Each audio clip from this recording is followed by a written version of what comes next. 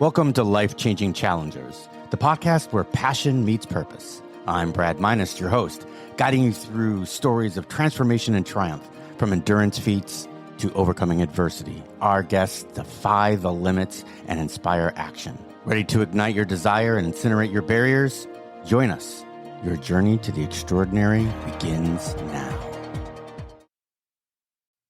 And we're back with another episode of Life-Changing Challengers. I am extremely excited and honored and privileged to have Danielle Young with me today. She's a master life coach, a yoga teacher, an author, and a speaker. She's got this amazing website, which we'll talk about later. Hey, Danielle, how you doing? Hey, I'm good. How are you? I'm great. Thank you so much. Danielle, can you tell us a little bit about your childhood, like where you grew up? What was the complement of your family? And what was it like to be Danielle as a kid? Yeah, so I grew up in a small town in northern Indiana. I'm sure you've probably heard of Notre Dame.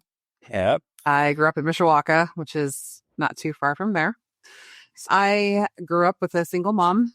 We lived in the projects. So I'm an only child. Yes, we are. And from the Midwest, too, by the way. Ah, nice. So single mom. Yes. What happened? My dad was in and out of my life until I was 6, and then he left. I was an only grandchild for 10 years. So my grandparents spoiled me. And growing up, I was always really awkward. I was very tall. I was the tallest in my class. So I think I was probably a sophomore in high school when everybody started shooting past me. But, being 5'9" when you're in 7th grade, I mean, it's, yeah. Mm. So I got bullied a lot and made fun of a lot. And I grew up in a community that, like I said, a small town. So, working class. But, my mom and I had our challenges, but we had a good relationship. I mean, I consider my mom my first best friend. And her and I are still really, really close. I think we grew up together. She was 21 when she had me. So. Did you partake in any extracurricular activities? Was there something that you really loved to do as a kid? Oh, yeah. I did a lot. Well, I was always really smart.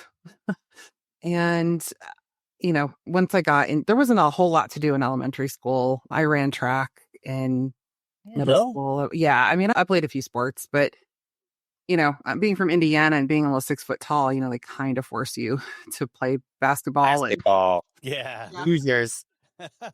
Yep. So that was me. Just Did going you like along it? with. Were you good at it? I was okay at it. It wasn't my thing, really. I like track. I loved running. Now you're talking my language. Yeah. I was a runner until a few years ago when my knee just gave out. So no more running for me, which is unfortunate because that's my stress reliever. So, God, what else? Yeah, I did. I was in drama. I did theater. You and I did all this stuff. I mean, I didn't play basketball because I was the shrimp, but ran cross country and track. I wasn't smart. That was probably my downfall. Still not smart. Getting there, though. Grew up in the Midwest. I grew up in the suburb of Chicago. I know Mishawaka because my aunt, uncle, and my 2 cousins, who were the closest thing that I had, lived in South Bend.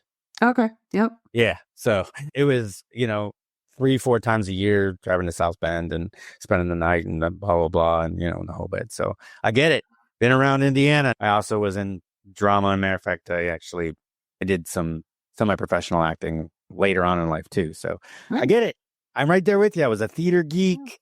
Yeah. I was a band geek. I guess I was just a geek. I coach cross country now, and all the kids tell me that most runners are geeks. Yeah. And I was like, they're the smart kids. And I do. I've got a kid that graduated last year that's now going to Yale. Oh, wow. Yeah. So you played basketball and stuff in high school? Mm-hmm. Yeah. Junior high, high school. Yeah. The usual Midwest thing. Right. And then when I graduated from high school, I don't know how much more of my childhood you want to talk about. We'd like to be you, So right after high school was when I met my abuser. Okay. And And you don't give him a name just so we can get oh, something. I called him stupid. We'll call him stupid. That sounds Yep. great. We call him stupid. Okay. Yeah. And my life kind of took a turn there. I started college when I was in high school. And when I met him, I was about halfway done through college and he did not like that. So I had to drop out of school.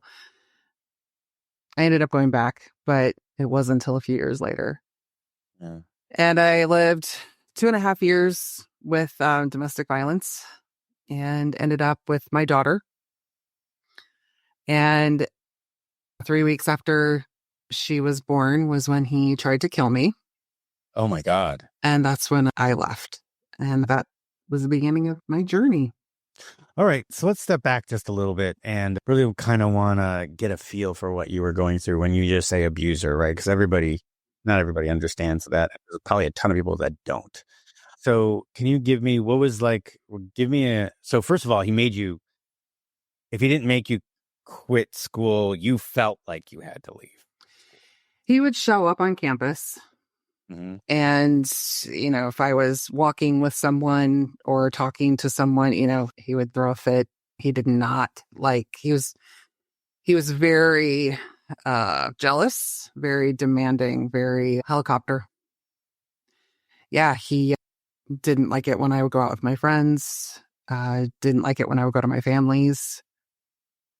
He was just very, very cruel. Yeah, sounds like he was narcissistic. I would not say he was narcissistic. No. Okay. No, he was just a jerk. Okay. Did he work? Yeah, he had issues holding down jobs. He liked to partake in the herbal side of things and alcohol. So he couldn't pass a drug test, was an alcoholic. So you were going to school. Yeah. Well, you went to school and you worked. Yep. And lived with him? Yes. We lived together. What drove you to this person? I mean, 2.5 years is a long time. And what were you telling me? I'm like, wow, you could have done so much better. What happened that it just made you feel like this was the person for you? An abandonment wound from my dad, for sure. I didn't date when I was in school. Nobody was ever interested in me. So I grew up feeling like I wasn't attractive, that, I was worthless. I had really low self-esteem, being made fun of and bullied my whole life. It didn't help. Right. And, he paid attention. In the beginning, he made me feel seen. And that's what I was looking for. And, it wasn't right away that the abuse started, but I should have known better when he picked me up. We went to our first date. He drove a car that you had to start with a screwdriver. So I should have known then to just cut my losses and run. But I didn't think about it. I was 18 and it was new. It was exciting. It was something that I'd never experienced before. I liked that there was someone who was actually paying attention to me. So I fell for everything, hook, line, and sinker. Well, at that age, you weren't even out of high school yet, or you were in college. Yeah, I was tail into high school. Yeah, Taco Bell. At that age, you're like, what can you afford at that point? But he was 28. But starting the school, he was 28 at the time? He was 28. Yeah, I was 18. Wow. Okay, starting your car with a screwdriver, that would have been a thing for me. But hey, I get it. I was bullied in high school too. My freshman and sophomore year, and I put my foot down on somebody's neck my junior year, and that was the end of that. Oh. For me, I had enough. It was just like, at one point I just had enough, and some guy came by and thought, because I was always bullied, like, pushed down my books. And I just said, okay, you should probably finish it now. And he's like, what? I'm like, no, come on over here and finish it. Finish me now. Are you chicken? And that, he took a swung at me. I swung at him. He hit the ground. I put my foot on his neck and I said, don't you ever.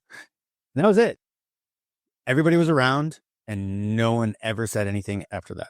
Yeah. And it literally was the bottle. It was bottling up everything. And it got to the point where all the tears and the sleepless nights and all that stuff it just erupted. And, Yeah. and, and at that point, that was it. So, which I'm assuming got to the point for you when you had your daughter and he tried to kill you. And you're just like, okay, this is it. Yeah. I tried to leave about 7 times before that. And he stalked me, harassed me, threatened me. It was just easier to be with him because I felt like I could deal with being with him. But what I couldn't deal with is what he was putting me through not being with him. Okay. I mean, he was drive by my house all hours of the night, call in the middle of the night, threaten to kill me, all of this crap. And it was like, okay, I might as well just go back. And, a lot of people who have been through abusive relationships or are in abusive relationships do the same thing. It is a pattern.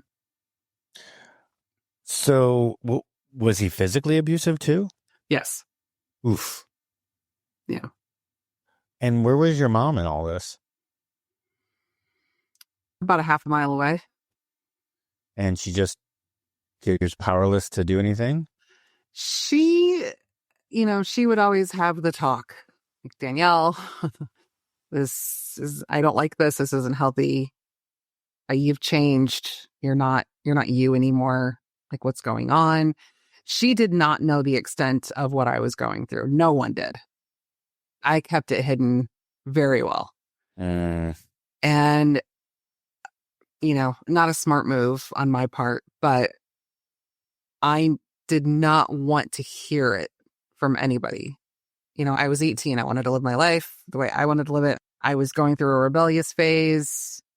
I was out of high school. It was like, just let me live my life, like every typical 18-year-old. Yeah, I went through it with my niece. She turned on a dime. So, or before we kind of move on, I'm trying to think whether we should do it before or after you got pregnant. Let's talk about the before. Mm-hmm. Lead me through a typical day of you wake up in the morning and... Wake up in the morning. He'd be passed out on the couch from partying the night before. I would go to work, or if I had the day off, I would be home. He would stay up all night, sleep most of the day. He did work nights, so I would just kind of do my thing, and then he would get up and I would have to make him something to eat. He would go to work, or he would go out with his friends, depending on the day. So he would go out with his friends, but you weren't allowed to go out with your friends. Yeah. Was it only like when you went out with his friends and he ended up staying home? Oh, yeah. If he was gone, if he was out with his friends, I was supposed to be home when he got home. And if he thought that I was out, I went to the movies one night with my best friend, came home with a bag of leftover popcorn, and he called it a prop. Said that I was lying about where I was, that, it was easy to get the bag of popcorn and use it as a prop. And, I walked in to our apartment and our bedroom was just completely trashed. He took a knife and slashed the mattress. He was broke things. Yeah. It was utter chaos. And, I'm just standing there looking at the room in complete disbelief, wow, I just went to the movies, and because I was not home when he got home, that's what started it. And he had been drinking. He was out on the lawn with his friends because his friends lived in the same building that we did. And, he came in the bedroom and we just started fighting. And, he accused me of cheating, and, it was just, ludicrous. Yeah, it was ridiculous. Yeah. Wow. I'm really sorry you had to go through that. 'Cause it's just got to be the tension that you hold. Oh, yeah. Every single day. Mm-hmm. And the only relief you get is when he's not in the house. Yeah. Mm. It was constantly that feeling of I was walking on eggshells because I never knew how he was going to react. I was always, I had my guard up. Um, if I said the wrong thing, did the wrong thing, I mean, it was hell. I paid for it. So it was like walking around like I was an empty shell of Yeah. myself. I didn't know how to be. Man, that's that. I'm sorry you had to go through that. I interviewed somebody else that kind of went through it. Was with the guy for a very, very long time, and it turned out that she ended up with an autoimmune disease because of it.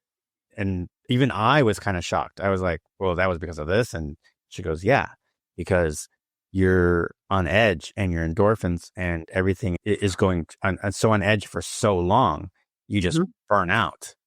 Yeah. And I it have, becomes the natural state of things.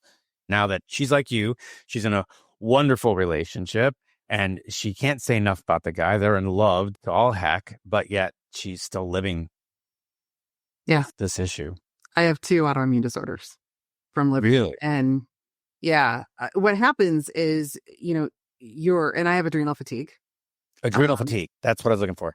Yeah, because when you're in that state for so long, I mean, your cortisol, your adrenaline, your norepinephrine just deplete. And, your all of that is stored in your nervous system. So, you know, our fight or flight response is supposed to be for like, protecting us in the woods if there's a bear coming. It's that rush of adrenaline. But when you're living in a situation like that, it's constant. And when you get out of it, you don't recognize the difference between a bear coming and your everyday normal life. It's always on. And that's the biggest thing that people need to learn Mm-hmm. about, right? Yeah. That this state that you're in, while not only is it bad for you strictly just because you're in an abusive relationship and you can't seem to get out, and people are like, oh, well, he's going to change, and then he doesn't. It's a fact that you're literally making yourself sick. Yeah. You don't realize it at the time, but you are literally making yourself sick and permanently sick. Yeah. This isn't something that goes away. Yeah. You're setting yourself up for a life of health problems. Yeah. You know. Yeah. So tell me about his reaction when you told him that you were pregnant. He was happy about it because that meant that I belonged to him. And that's what he said.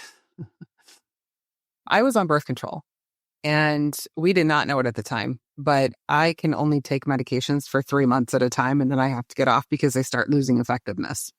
Okay. That's how I got pregnant. Okay. And I was in shock. He was happy about it. I eventually came to terms with, okay, this is what it is. But my entire pregnancy, he wasn't there. He was physically there, but never went to a doctor's appointment with me. Because he didn't care about the kid. He just cared that this locked you into him. Yeah. Or so he thought. Yeah. And I think it really scared him. Because later on, like towards the end of my pregnancy, he was gone all the time. I mean, getting high and drinking more. I went into false labor twice. He showed up at the hospital. It was like, oh God. It was embarrassing. It was so embarrassing and humiliating. The nurses are all looking at him. My family was there. My mom and my grandparents were there. My grandma's looking at him like, what is wrong with you? And he's like, oh, I have allergies. And I'm just sitting there like, oh my God, I can't even believe this is my life right now.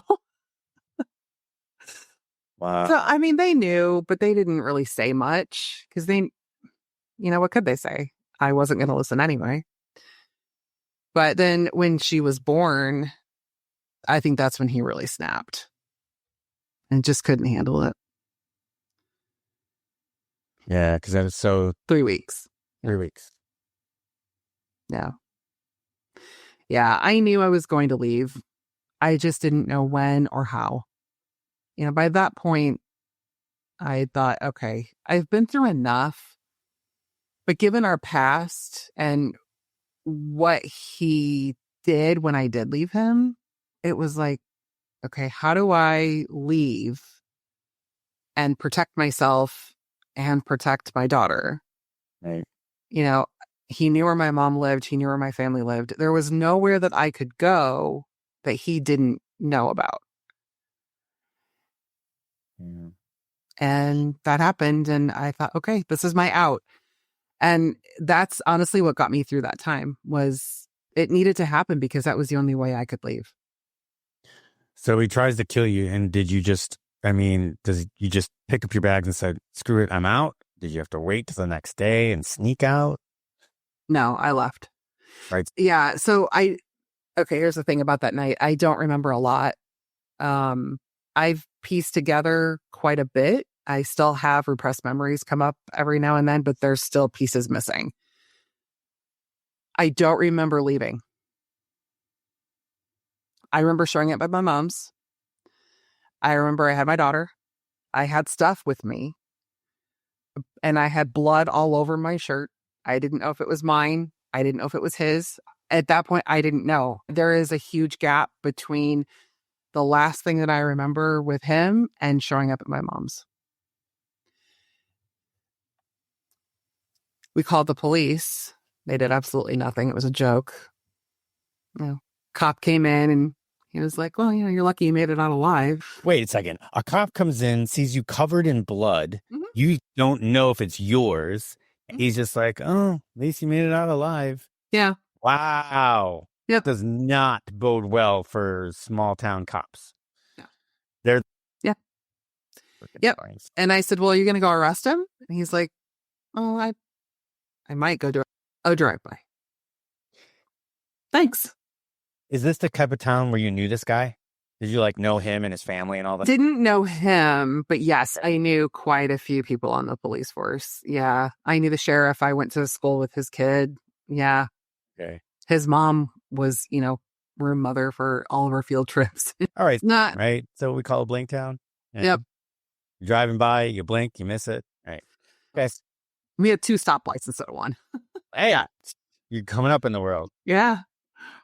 All right. Well, did you ever find out which one of your blood it was? I think it was both of ours. When I went the next day, my family, we all banded together and moved me out of the apartment. And there was blood on the walls in the bedroom.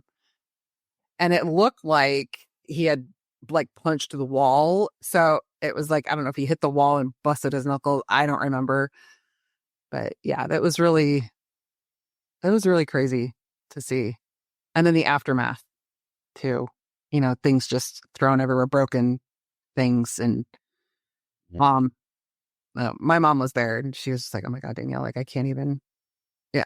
I think that was the first and only time that she was like rendered speechless. Wow. I mean, you were at a point 10 to 15 to 100 times worse than what I went through, but it sounded like that was it. Like you finally just like, yep. And let it go and said, nope, nope, nope. And now Mama Bear comes out now, right? Because now it's your daughter. Yeah. We did go to court. I did get full custody because he skipped the court date. And he was ordered to pay child support. I don't think we had to take a parenting class together. I'm like, I have a domestic violence suit against this guy and you're making me take a parenting class with him? This is a joke. Our judicial system is so messed up. Yeah. And for the domestic violence, he got 26 weeks of anger management classes and a $25 fine. That's what my life was worth. Yeah. No wonder you live in Arizona now. Yeah. So you got away from it. Yeah. He stalked me for 2 years after that. He eventually moved away. Thankfully. I went back to school. I put myself through college with my daughter. I worked full time during the day, took night classes, took care of her, had my own place. Wow. Wonder Woman. I think it was pure determination and knowing that I was never going to go back to that place. I swore to myself that I would never get into another relationship like that again. And I would never go back to that point. I had a daughter now and I needed to set an example for her. And I wanted more for my life. I wanted better. I had wanted to go to Yale or Harvard, become an attorney. And, that didn't happen. That wasn't on my radar to be a mom, but I was, and I loved my daughter more than anything. And I said, I'm doing this for you.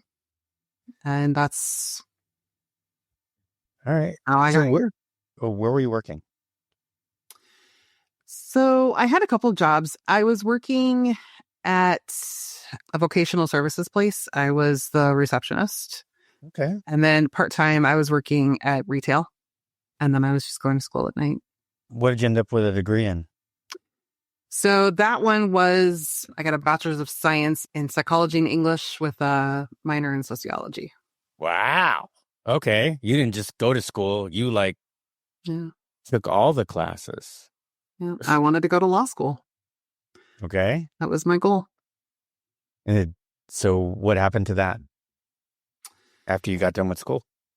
Yeah. So after that, I got into another relationship that just was not great. Got out of that and then swore off men for a while and said, I'm never going to be in another relationship. I'm just going to be alone for the rest of my life. I didn't want it. And I started working at a law firm. And our computers went out one day. We had to hire an IT guy.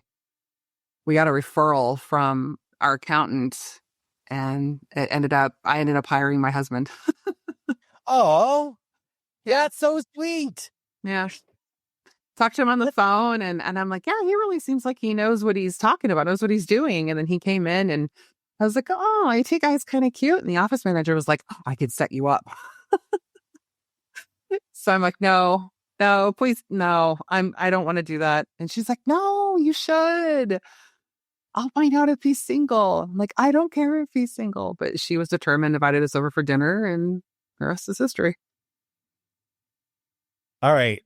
I'm telling you right now, before someone listens to this and steals it, you need to write the script, exactly what happened, and submit it to Hallmark because this is a Hallmark TV movie of the week. Yeah. Millions on it, but you're going to make a few 100,000 that you could sell it to them at least, maybe you could pay for one of your kids, or both their colleges, Yeah. So, but that. Well, I mean, you're going to have to do a little bit more fluffing at the end, but that is, I mean, just for you to go through all this, you can feel the tension in the character, and she's going through all this, and she's getting abused, and I mean, I'm not making light of it. I'm just not like I'm trying to actually turn it into something positive. And you've got the child, and the child's born, and she's beautiful, and you finally say, "That's enough, I'm leaving." And you go home, and your mom, and then you go back, you see the whole thing, and then you're trying to get away from him, and then finally he leaves, and there it is. And you could literally, and he shows up, and the twinkle in each of your eye, and you look at each other from a distance, and the credits come down. Well, I would have to move to an even smaller town, and then that's where I would meet. It would have to be like I don't know. He would have to have another. No, I guess he could still be an IT guy. Yeah. Hey, don't knock us IT guys. We're good. No, I'm not hands-on. I haven't been hands-on for a long time. But no, see, we turned this to positive. Not that you already haven't, because you have, actually. You've turned this into a huge. So, all right. So you got this psychology, you're at this law firm. How long until you've decided to take what you have learned and your experiences and broaden yourself out? Years. Years. I started off with yoga. Okay. I worked at the vocational place that I worked before I met my now husband. I had a coworker. She asked me, she said, have you ever tried yoga? I'm like, I live in a rinky-dink town. No, we don't have yoga. She's like, no. I have a VHS tape. That's how long ago this was. And she said, I'll loan it to you. And I want you to take it and I want you to watch it. I want you to do it. I'm like, all right. So she brought me in the tape and I took it home and I'm watching this and I'm like, this just feels so awkward and silly that I don't know if I can do this. So I made myself do it one night, and it was like a switch had just been flipped. There I am. I even bought a yoga mat, and I'm sitting on the yoga mat, and I'd finished the video. I'm like, wow, I can breathe. I did not know that I was not really, I was surface breathing. I wasn't actually really like deep breathing. And then I thought I don't remember the last time I actually took a deep breath. And I felt so at peace. And I'm like, wow, that's what this is supposed to feel like. So then I started doing it more, and I wore out the tape. And I told her, I was like, you're never getting your tape back. And then I found more DVDs of yoga, and I just started doing those. Eventually, when I moved out to Arizona, we have yoga studios out here. So I started doing like in-person yoga, and yeah, that was really how it all started. And then I became a yoga teacher back in 2018, 2019. Wow. So you were doing it so much that you're just like, well, I got to show other people how to do this. Yeah, I knew that it was helping me, and I started it as a body positivity thing. Mm-hmm. And I thought, I don't look like the yoga journal yogis. I don't look like I should be on the cover of that, or, I don't fit that profile. Almost 6 foot tall. I'm not a small person. And I really wanted it to be more about, you don't have to be a contortionist to do yoga. You just have to be able to breathe. Because for me, that was the most important thing. You can put your body into any position, but that's not what it's about. It's about syncing your body and your breath and just being present in that moment with yourself. That's really all it's about. There are 8 limbs of yoga, and people only concentrate on one, and that's asana, which is the movement. And I thought, I need to get this message out, because people are getting the wrong idea, and this could be a game changer for some people. And, yoga has been shown to help with overcoming trauma, just that gentle movement, because trauma is stored in the body.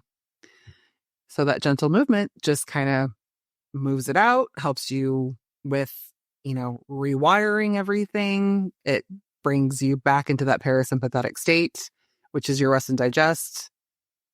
There's so many benefits to it. And that's why I did it.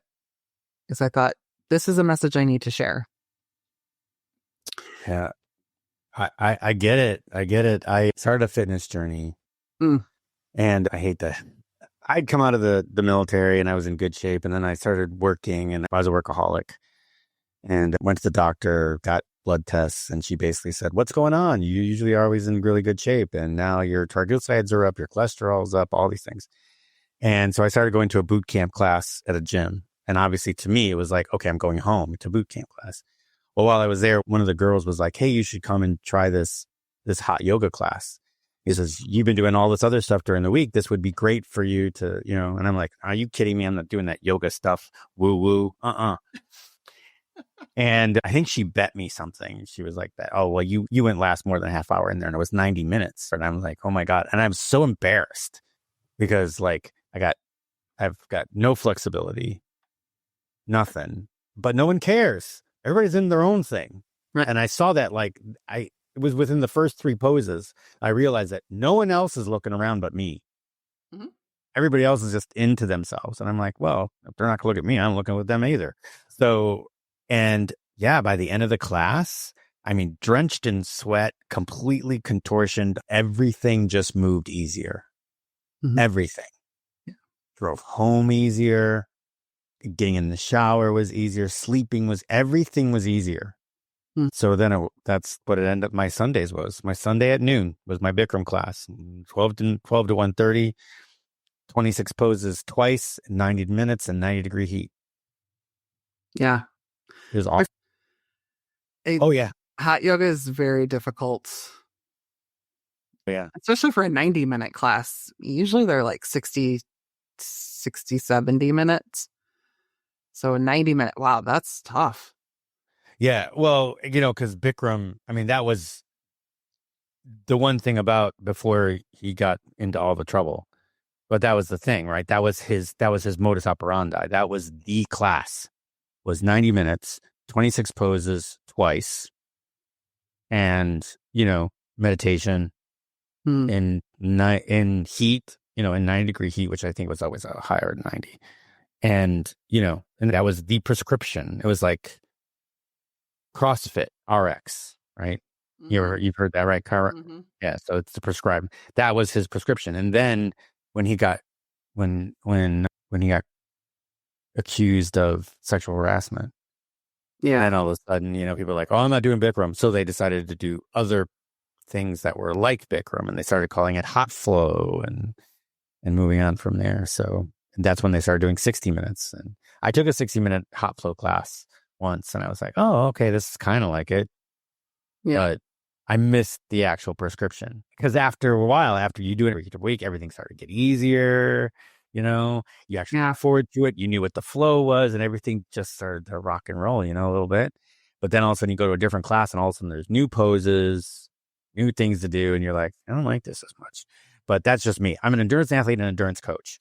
So I like to do the same thing a lot for a long time. Yeah. Which would explain why you like the 90-minute hot yoga. Right. So you took the yoga class and then you decided, did you go right into teaching? You're also pretty big into meditation. Did you pick that up in the way to yoga, Yeah. the yoga teaching side, or was that something you added afterwards? So meditation started, I had a friend who really introduced me to meditation. And that's when I started it. And I thought, well, this is really helpful. But, when I had come out of the abuse, I couldn't meditate. I could not sit and close my eyes. It wasn't possible.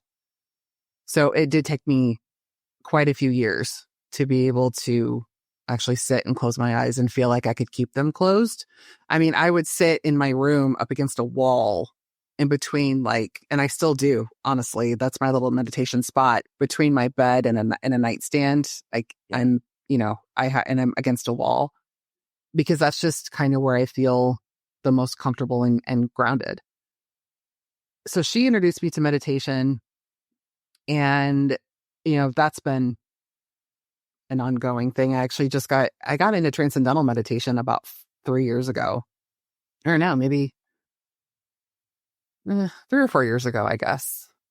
I heard an interview with David Lynch, and, I love him.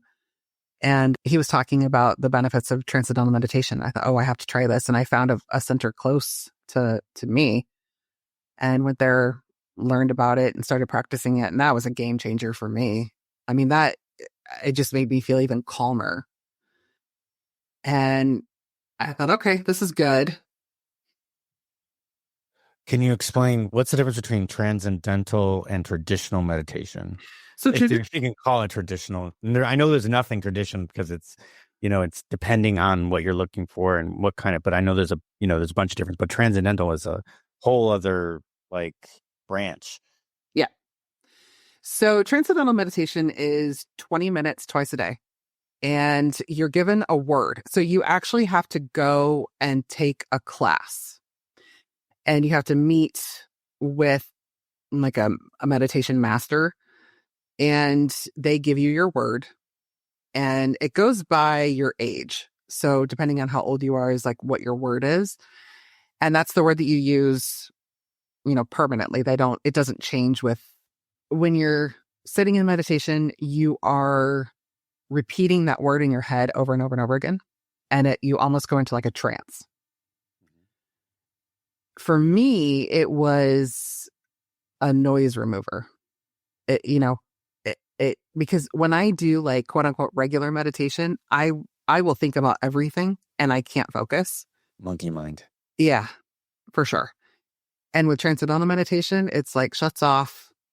I go into my word, and then I'll notice I'm not even saying my word. I'm just zen. And then, the timer goes off and I'm like, oh man, I don't want to come out of it. I like the Zen. So for me, that was really, and if I don't have 20 minutes, I'll do just a quick sit and just kind of breathe. And now I'm better about focusing on my breath and like regular meditation, but I prefer transcendental meditation.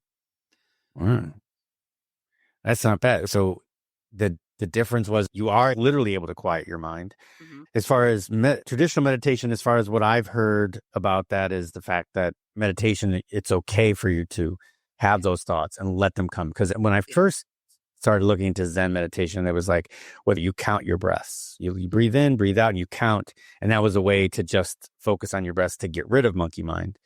And Right. then later on, I was told that, okay, it's okay. Let them come. Let those thoughts go through. Don't try to hold them back. If you try to hold them back, then that's what's going to cause them to come up more fast and furious. But just Yeah. let yourself think of it while you're meditation and you got all that stuff go. So you meditate and it falls out of the faucet. Now you got nothing left. Now you can go to bed. Or you're clear for your next task. It's like a subconscious cleaning. Yeah. Well, that's super cool. So you got into meditation, you got into Mhm. yoga. Somewhere down the line, something happened to where you flipped a switch and decided that your experience, the yoga, the meditation, there's another purpose in there. There's got to be something. What hit you over the head to say, "Hey, I got all this experience, and now I could teach this stuff. How can I help people?" What hit what made you decide that I need to use this? For the yoga? For Or, your or whole, you've to got a move on? whole freaking, yeah, you got, now Yeah. you're a life coach. You're like I said, master life coach. Yoga, Yeah. there. I like learning. So what happened after that was I started working with a health coach, and uh, she noticed, she's like, you still have quite a bit of hesitation, reservation about things, like, because she was really trying to push me, get out there, like do the yoga and get online and do all this stuff. And I'm like, "Ugh, I don't think I can." Because this was right at the beginning of the pandemic. And so we're all locked in our houses. Right. And she was like, get online, do virtual classes. And I just had so much resistance to it. And she's like, all right, here, I'm going to tell you what to do. I'm going to give you the name of someone who does self inquiry. I want you to make an appointment with her. And I want you to do a session with her and clear some of this crap up. So I said, okay. So I called her, made an appointment, went to my first session.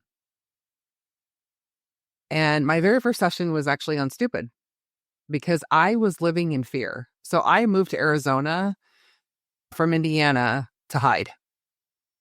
I did not want him to find me. I did not want him to find my daughter.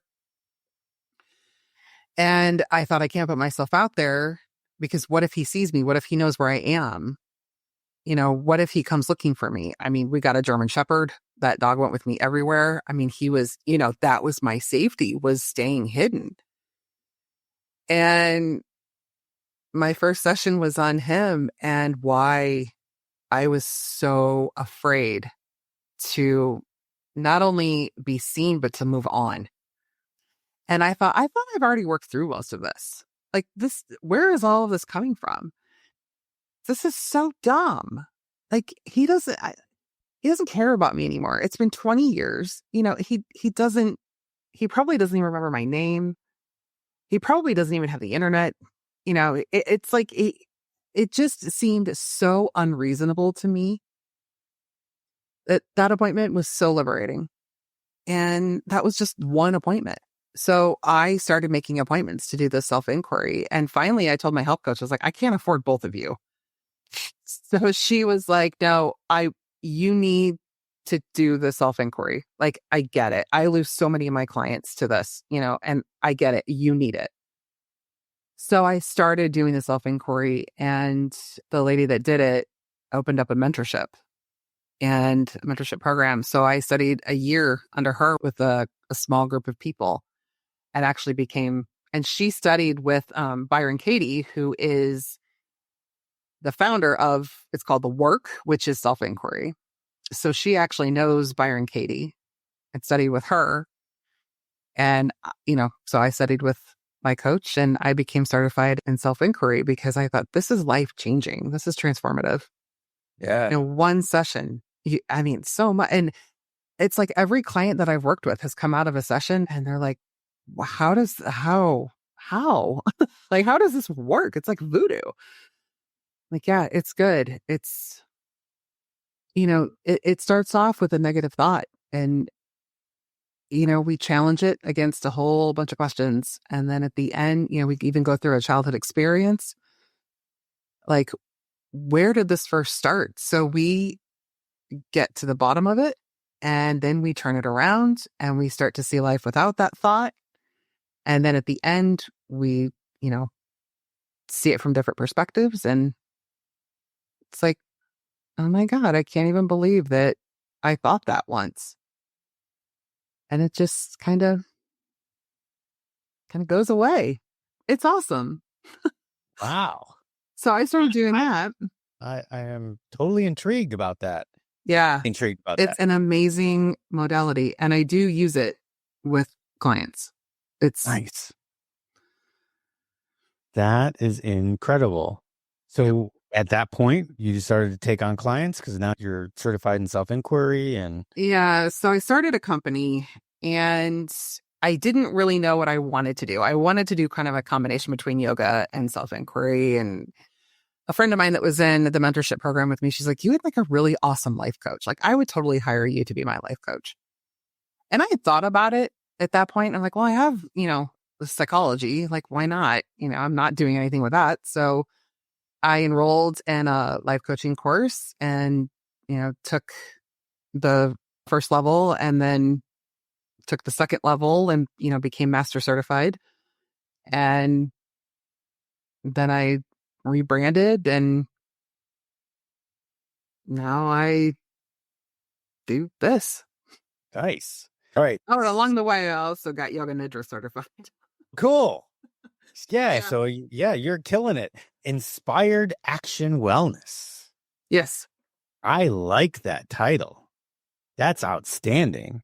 Yeah. Inspired Action. That is like that. Like it just that again that gets me going. Just like so. The name of my coaching company is called Inner Fire Endurance Sports. Ooh, I like that. So that's just my coaching company. And I help people do marathons and step outside their comfort zone, like way out of their comfort zone. I've got people that did marathons that, never ran before. Mm. The case study that is my message to everybody, which is basically go out and do something hard and you'll find that everything else gets easier. But step outside, way outside, do something so outside of your comfort zone. It doesn't have to be physical, but I tend to lean that way because that's what I do. Right. Yeah. So, my thing was, I had a friend slash kind of a client. I helped her. She was 250 pounds with a 5'1" frame. Oh, wow. And 18 months later, she did her first Ironman triathlon, which is 2.4 mile swim, 112-mile bike and a marathon. Yeah. And she did it and she was 120 pounds. Wow. That's But instead of because she had done, she had kind of started with, all right, well, I'll do some cardio and learn to diet and all that stuff. But instead, she decided to, no, I'm going to get on the start line of this freaking Ironman. And then she just learned how to learned how to feed herself, for her workouts. So everything was towards to get to that level instead of, and so she took off the weight, she got fit. She, learned about diet and exercise the right way for what she was doing on the way instead of that being the actual goal. And that's my big message to everybody is you need to get something done. You want to step out of your life. You want to find that next level and do something super hard, way outside your comfort zone. And that for a lot of people, that's like, sometimes it's a half marathon is like something that's way out of the comfort zone, way out of way out there. But it could also be something like for me is like, hey, you've got a regular job. There's no reason for it, but give yourself a time limit, learn Cantonese. That could be something that's way out of your comfort zone. Got Yeah. nothing to do with anything that you do, but you set yourself and your goal and your all of your passion and desire on, all right, I'm going to learn Cantonese. And that's another thing that you could do. It doesn't have to be something physical. Right. I can't help you learn Cantonese, but basically that's what I'm saying. It's something like way out. But I've got, people that those stories range from, people that were, I got people that in your situation that like what was in your situation and, didn't have the fortitude to help other people, but to get over it instead of, so obviously they all need therapy and stuff, but like one of them climbed Mount Everest, Mm. Wow. And said, well, no, I'm going to do this. Well, let me tell you something. If you can sit there and say, I've been through a traumatic relationship that brought me down to nothing, but I climbed Mount Everest, Yeah. there's nothing in the middle that you can't do. And that's what I say Right. to other people. I'm like, I did an Ironman. What can't I do? I ran a half marathon and never ran a step in my life. What can't I do? I jumped into a perfectly good airplane at 30,000 feet. What can't I do? So that's my message. That's what I personally am striving for people to do. Yeah. You are amazing because you coach people into becoming the best person they can be in the present moment. Yeah. My big motto is do not drop anchor in victimhood. It's not serving you. It's not serving anyone around you. It's not serving your family. It's not serving your friends. It's not serving your relationships. It's not serving your money. It's not serving anything. And there's nothing that you can't do. Your past doesn't define you. What happened to you was not your responsibility. How you move forward from it is. And, I've already said, if you stay in that, you are hurting yourself physically and mentally. I mean, you're rewiring your neural system is what you're doing. And, by taking those big leaps, by stepping out and I even just say small actions, because, for someone coming out of trauma, taking a big leap, it's not going to happen. So it's just, it's the little small actions where you build up that self-confidence. And it's like, okay, so today I made my bed and maybe tomorrow I'm going to do something else. And it's like working up to those big things. And ego tries to keep us safe. We're always trying to overcome our ego. So my big message there is don't stay stuck. There's so much life out there to experience. Go experience it. And just to clarify, the woman that I said that was in your situation ended up, it wasn't like, it was more like what you said. It was small steps until she just got to the point where it was a small step to where she finally said, I'm tired of living in victimhood. And that was, it was the goal. But, it's not, and it is small steps. Because like I said, this woman who was 250 pounds, it was 18 months of training.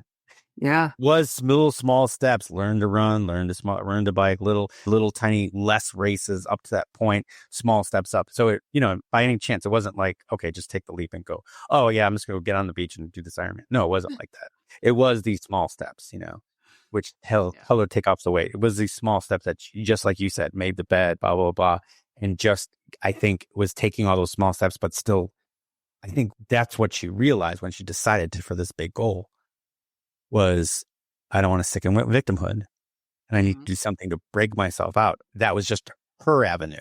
That's not, it's not typical. It's not typical, which is why I have this podcast. You're not typical. You got out of your relationship and you became a master life coach, and your small steps were yoga, meditation, become a teacher, You know what I mean? You did your thing, but no one does that. A lot of other people are just going to be sitting in therapy for the rest of their lives. Right. Not that therapy is a bad thing. It's good, but you're uncommon. Yeah. Therapy is good as a supplement, but if you have been through trauma, therapy's not going to help you get over the trauma. Trauma is stored in the body. It's not stored in the language centers of our brain.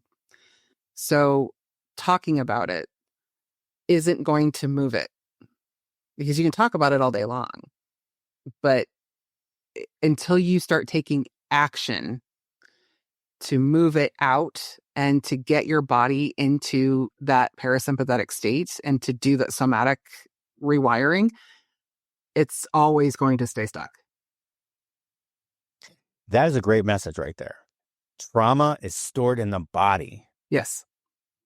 It is stored in your cells. So yeah, you're going through something like this, that just know that Danielle's way of moving is yoga, meditation. She's got her own coaching group at inspiredactionwellness.com. On my side, there's learn to run. You start out with a 5K, move to a 10K, and you move it out of the body. Supplement with talking about it and getting that part out. One way is not going to get it out. So, right. And, all right. and when it's not, and, healing from trauma is not a one size fits all solution either. I mean, so just to clarify, it's taken me 25 years to get to this point. This did not happen overnight. And I think the misconception with healing is people think it's just going to happen if you leave a toxic relationship or if you leave, a situation. No, it's a journey. It's going to be ups and downs, and, things are going to come up. It's not going to be easy, but it doesn't have to be difficult if you find the right things that work for you. And that's why at the first 6 weeks of my one-on-one coaching program is balancing your nervous system, because you can't function, you can't heal unless that is balanced, because then you're coming to a place of rationality and you can work through things where you're not so hypervigilant all the time. So we do a lot with, what is your trigger? Like, what are your triggers? And that's a little bit later in the program. It's so key that we move it out and we learn how to emotionally regulate, because that's what triggers are. Triggers are there to remind us what still needs to be healed. That's so interesting. Can you give us a 10,000-foot view of those steps? So like your first step you said was balance. Yeah. Right? Balance the nervous system. So can you give us like a set of steps that you would take somebody through? That's at really high level. I don't want you to give away I don't want you to give away the milk. Yeah, no, really high level. I mean, and my program's completely personalized. So I don't have a one size fits all program, because it's going to look different for everybody. But basically, if somebody's coming to me and they've been through a traumatic event, I'll just use this as an example. We do the nervous system balancing first, and then we go through getting rid of limiting beliefs, working on self-esteem, self-confidence, setting boundaries. Those are huge. And then we move on to, what does that look like in the real world? How do I integrate this in my everyday life? And it's really about emotional balance when life happens. Life can be pretty random. So when things happen to you, you're not shutting down. You're not getting so overwhelmed. You have the tools in your toolbox now to deal with whatever life throws at you. And it's a 3-month program. So by the end of this, you're armed with some tools and you can go forward and you say, okay, I have this. What works? What doesn't work? What can I use for this? I mean, it's a pretty comprehensive program. That's perfect. That's exactly what I was looking for, actually. So yeah, about all those little steps that you take, and then to know the fact that if you get coached by Danielle, that she's going to make sure that your program is catered to you. It's customized to you. And I do the same thing with my people. Not everybody can learn to run or do, the same. I've got some people that do better with volume, a lot of running at a slower pace. But I've got other people that do better if I speed them up, but they can't take all that volume. You know what I mean? So I have the same thing, right? It's, obviously more at the physical level, but no, but yeah. So if you're listening to this and you've kind of been through, a trauma, you should probably be feeling like you're inspired right now to take action on your wellness.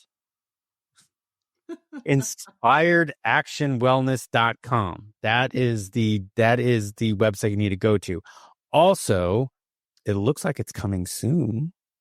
You can reserve your copy today of Danielle's book called From Surviving to Thriving, A Journey Beyond Trauma.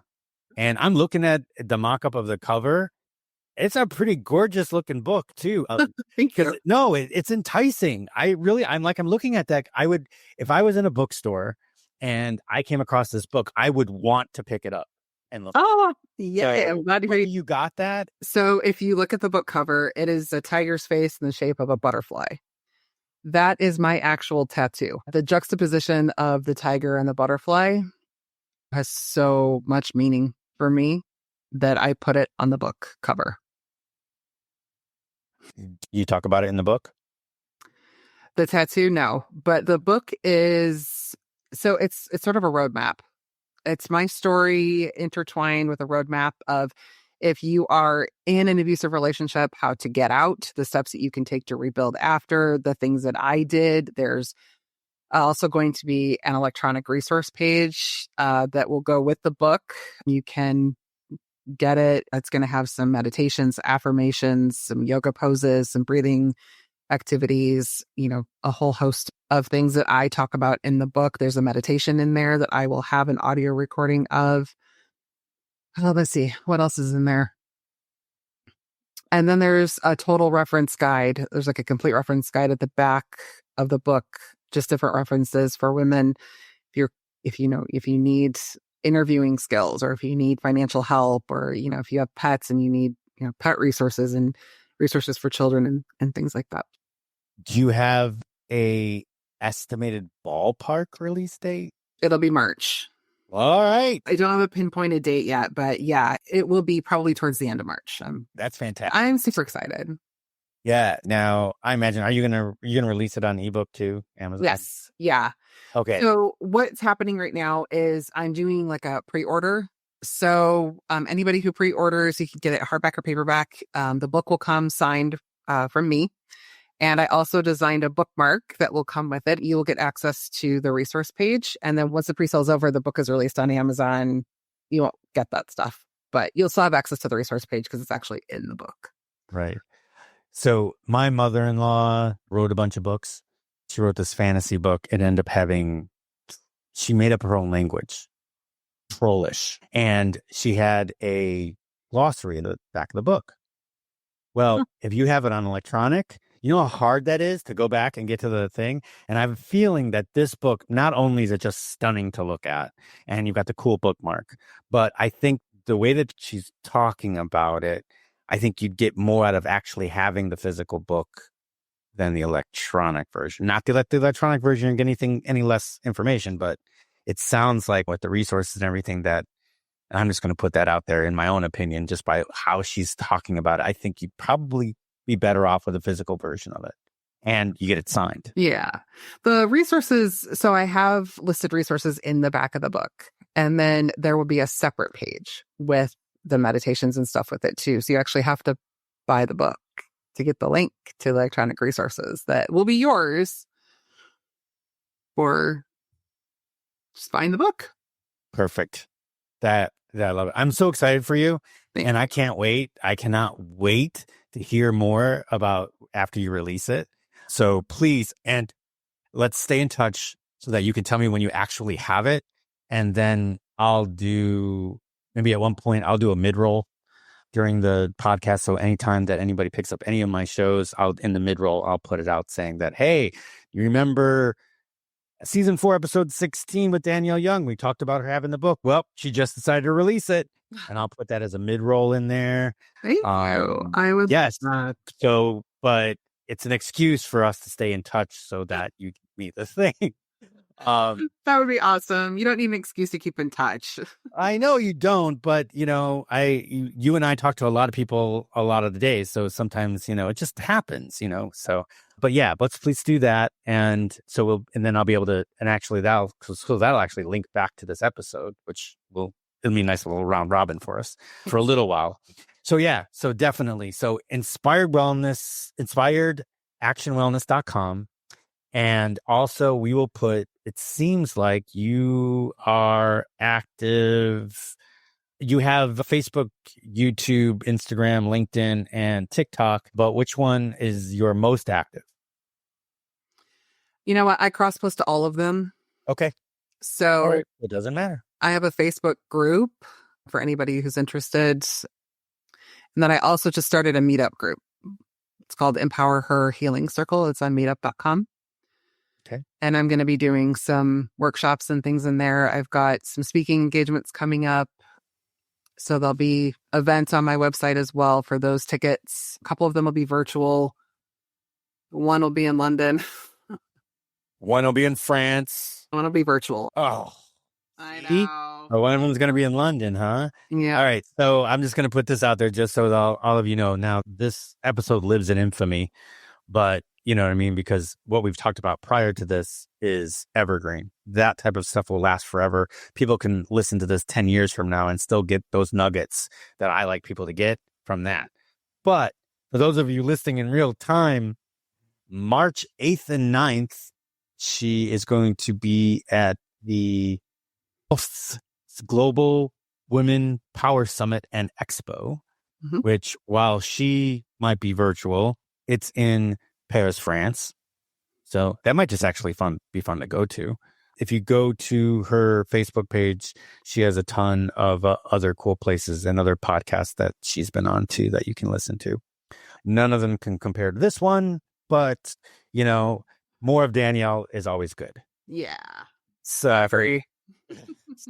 anyway, but hey, listen, really excited. Thank you so much for joining us. Thank you so much. Thank you all for listening. And if you are watching on YouTube, please do me a favor. Go ahead and hit that like, subscribe, and that little notification bell so you always know when we drop a new episode. If you're listening on Apple or on Spotify, you can either leave a comment, which now Spotify has, or leave us a review. And I don't even care if it's a bad review, because a bad review just means that I can evolve the podcast.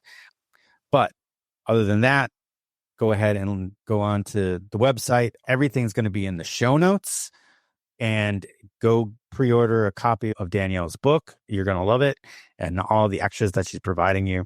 So yeah, just go do that. But anyway, again, Danielle, thank you for being with us. Thank you all for listening, and we will see you in the next one. Well, that wraps up another episode of Life-Changing Challengers. I'm your host, Brad Minus, saying thank you for joining us on this journey of transformation. If today's stories inspired you, please take a moment to review, share, and follow us on your favorite podcast platform. Your support helps us reach more listeners and create an even bigger impact. Remember, every challenge is a chance to grow. Until next time, keep pushing, keep challenging, and never stop pursuing your extraordinary.